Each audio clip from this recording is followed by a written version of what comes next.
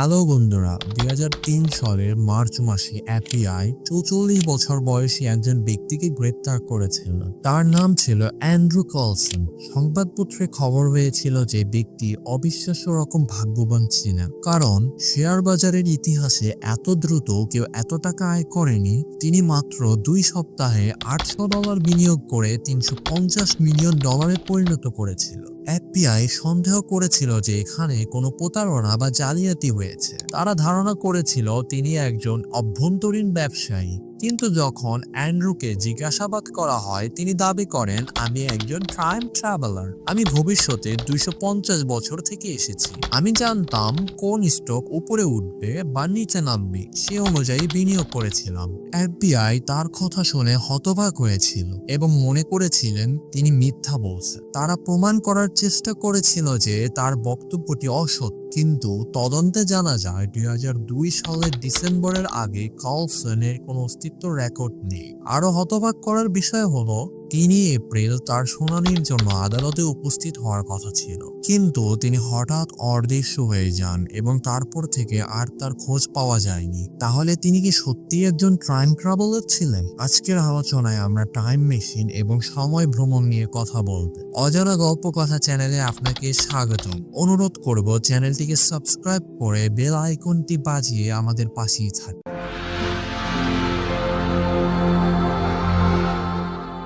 লেখক এইচ.জি. ওয়েলস তার যুগান্তরী উপন্যাস দ্য টাইম মেশিন লিখেছিলেন।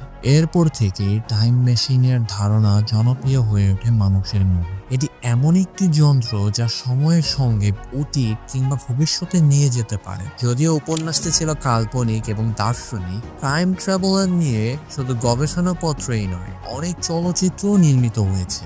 সময় ভ্রমণকে বিভিন্ন পদ্ধতিতে ভাগ করা যেতে পারে, যেমন ভবিষ্যতে একমুখী ভ্রমণ, ভবিষ্যতে গিয়ে আবার ফিরে আসার সুযোগ নেই। উদাহরণস্বরূপ, ইন্টারস্টেলার ছবিতে এক ব্যক্তি ভবিষ্যতে ভ্রমণ এবং ফিরে এসে তার পরিবারের সবাইকে মৃত দেখতে পায়। তাৎক্ষণিক সময় লাভ, সময়ের এক বিন্দু থেকে আরেক বিন্দু পর্যন্ত যাওয়া। উদাহরণস্বরূপ, back to the future and girls who lived through time চলচ্চিত্র।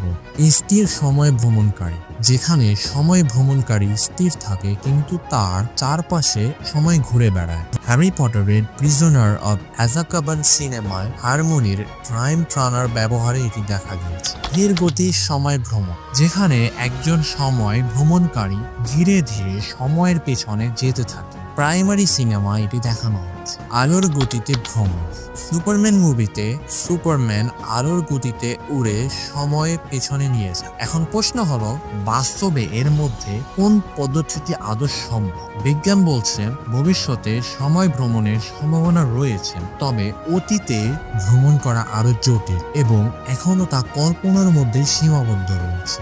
আলবার্ট আইনস্টাইনের আপেক্ষিক তত্ত্বের মাধ্যমে সময় প্রসারণের ধারণা বাস্তবিক প্রমাণিত হয়েছে। এটি বলে সময় স্থির নয়, একটি পরিবেশ এবং গতির উপর নির্ভরশীল। এজন্য ভবিষ্যতে সময় ভ্রমণ একটি সম্ভাব্য বাস্তব হতে পারে। পদার্থবিদ স্যার আইজ্যাক নিউটন বলেছিলেন, মহাকাশে আপনি যে অবস্থায় থাকুন বা যে গতিতেই চলুন না কেন, সময় প্রবাহ সবসময় ধ্রুব থাকে। তবে আলবার্ট আইনস্টাইন প্রথম এই ধারণার বিরোধিতা করেন এবং বলেন, নিউটন সাহেব, আপনি ভুল করেছেন, সময় ধ্রুব নয়, এটি নদীর মতো। আইনস্টাইন বলেন, নদীর মতোই সময় প্রবাহিত হয়, কখনো ধীরে তো কখনো দ্রুত। সময়ের এই পরিবর্তন গতি ও মহাকর্ষের উপর নির্ভর করে। তিনি বলেন, সময়কে দ্রুত করা যায় বা ধীরে করা যায় যদি বস্তুর গতি বা মহাকর্ষ বল পরিবর্তন করা হয়। এই ধারণাকে তিনি সময়ের প্রসারণ বলে অভিহিত করেন। সময় ভ্রমণ কি সম্ভব? তাত্ত্বিকভাবে যদি আমরা আলোর গতিতে চলতে সক্ষম কোনো রকেট তৈরি করতে পারি, তবে ভবিষ্যতে সময় ভ্রমণ সম্ভব হবে। উদাহরণস্বরূপ, যদি কেউ আলোর গতিতে ভ্রমণ করে 10 বছর মহাকাশে থাকে এবং তারপরে পৃথিবীতে ফিরে আসে, তখন পৃথিবীতে প্রায় 9000 বছর অতিবাহিত হয়ে যাবে। বাস্তব চ্যালেঞ্জ, বর্তমানে এমন কোনো প্রযুক্তি নেই যা আলোর গতির কাছাকাছি গতিতে ভ্রমণ করতে পারে। তবে ভবিষ্যতে যদি প্রযুক্তির উন্নতির সঙ্গে সঙ্গে এরকম কোনো এয়ারক্রাফট বা রকেট তৈরি সম্ভব হয় তবে বাস্তব রূপ দেবে। রাশিয়ান মহাকাশচারী কেনেডি পাটাকা সবচেয়ে বেশি সময় ভ্রমণের জন্য পরিচিতি। মহাকাশে তার উপস্থিতির ফলে পৃথিবীতে মানুষের তুলনায় 0.02 সেকেন্ড তরুণ ছিলেন। যদিও এই পার্থক্য অত্যন্ত নগণ্য ও ক্ষুদ্র, এটি সময় প্রসারণের বাস্তব উদাহরণ। একটি গ্রহের বস্তু যত ভারী এবং যত বেশি মাধ্যাকর্ষণ শক্তি সম্পন্ন হয় তার কাছাকাছি সময় তত ধীর গতিতে চলে। উদাহরণস্বরূপ পৃথিবীর মাধ্যাকর্ষণ শক্তি এক ধরনের হলেও বৃহস্পতি গ্রহের মাধ্যাকর্ষণ শক্তি পৃথিবীর তুলনায় অনেক বেশি। একইভাবে সূর্যের মাধ্যাকর্ষণ শক্তি বৃহস্পতির চেয়ে বেশি। এই প্রভাবকে সহজেই বোঝার জন্য স্থান কালের বা ফিজিক্সের একটি বক্ররেখা ধারণ করা প্রয়োজন। ব্ল্যাক হোলের ব্যবহার। ব্ল্যাক হোল হলো এমন এক বস্তু যা মহাকাশের সবচেয়ে ভারী এবং শক্তিশালী মাধ্যাকর্ষণ বল দ্বারা তৈরি। ব্ল্যাক হোলের কাছাকাছি সময় ধীর হয়ে যায়। এই ধারণা জনপ্রিয় সিনেমা ইন্টারস্টেলারের ফুটেজে উঠেছে। সিনেমাটিতে দেখান যে প্রধান চরিত্ররা একটি গ্রহে অবতরণ করে যা একটি ব্ল্যাক হোলের কাছে অবস্থিত। সেই গ্রহের প্রতি ঘন্টা সময় বাইরের মানুষের জন্য 7 বছরের সমান ছিল। এটি বৈজ্ঞানিকভাবে সঠিক, যদিও বাস্তবে ব্ল্যাক হোলের কাছাকাছি থাকা অত্যন্ত বিপজ্জনক। 2019 সালে 10 এপ্রিল ইভেন্ট হরাইজন টেলিস্কোপ প্রথমবারের মতো একটি ব্ল্যাক হোলের ছবি তুলতে সক্ষম হয় এবং এই ছবি দ্বারাই প্রমাণ করা হয় যে ব্ল্যাক হোল হলো শুধুমাত্র তথ্য নয়, বাস্তব। ভবিষ্যতের সময় ভ্রমণের উপায়। ভবিষ্যতের কারণে সময় প্রসারণ। যদি কোনো বস্তু আলোর গতির কাছাকাছি গতি অর্জন করতে পারে তবে তার জন্য সময় ধীর হয়ে যাবে। মাধ্যাকর্ষণ শক্তির কাছাকাছি থাকা। যদি কোনো ব্যক্তি ব্ল্যাক হোলের মতো ভারী মাধ্যাকর্ষণ শক্তির কাছে সময় কাটায় তবে তার জন্য সময় ধীর হবে। অতীতের সময় ভ্রমণ। অতীতে সরাসরি সময় ভ্রমণ করা সম্ভব নয়, তবে আমরা অতীতের এক ঝলক দেখতে পারি। আলো বিভিন্ন স্থানে ভ্রমণ করতে সময় নেয়, তাই যদি আমরা কোনো জায়গায় সেই আলো পৌঁছানোর আগেই সেখানে পৌঁছাতে পারি তাহলে আমরা অতীতের ঘটনার একটি ঝলক দেখতে পারি। বিজ্ঞানী স্টিফেন হকিং এর পরীক্ষা। 2009 সালের 28 জুন স্টিফেন হকিং একটি টাইম ট্রাভেলার পার্টি আয়োজন করেন। তবে পার্টির আমন্ত্রণে তিনি পার্টি শেষ হওয়ার পরে ঘোষণা করেন যাতে শুধুমাত্র ভবিষ্যৎ থেকে কোনো টাইম ট্রাভেলারই অংশ নিতে পারে। তবে কেউ সেই পার্টিতে আসেনি। এই পরীক্ষাটিতে দেখা যায় অতীতের সময় ভ্রমণ সম্ভব নয়। ভবিষ্যতের সময় ভ্রমণকারীরা আসলে কোথায়? এমন প্রশ্ন প্রায়ই ওঠে। যদি ভবিষ্যতের মানুষেরা অতীতের সময় ভ্রমণ করতে পারে তবে তারা আজ কেন আমাদের মধ্যে নেই? আইনস্টাইনের আপেক্ষিক তত্ত্ব অতীতে সময় ভ্রমণ নিষিদ্ধ করে না। তিনি বলেছেন যদি স্পেস টাইমের প্রচুর মাধ্যাকর্ষণ শক্তি প্রয়োগ করা হয় তবে